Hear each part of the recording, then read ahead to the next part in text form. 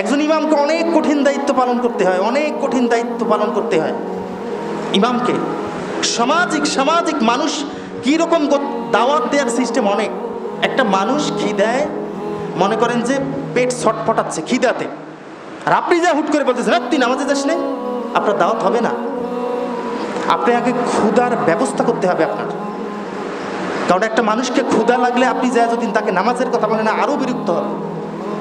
তার মানে অবস্থা ভেদ অনুযায়ী ইমামকে বা একজন দায়িত্বশীলকে কিন্তু দাওয়াত দিতে হয় যে ব্যক্তির অবস্থা কীরকম।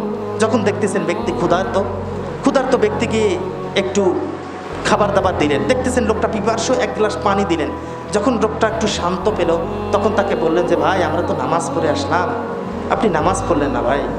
দেখবেন এই কথাটা বলা ওই সময় আর তার ক্ষুধা মেটানোর আগে, তার তৃষ্ণার্ত মেটানোর আগে বলাটা অনেক পার্থক্য আছে। এজন্য একজন দায়ী বা একজন ইমাম, একজন খতিব ব্যক্তিকে দাওয়াত দিবে তার অবস্থা বুঝে খুব সেন্সিটিভলি, যেন দাওয়াতটা তার কি গ্রহণযোগ্যতা পায়।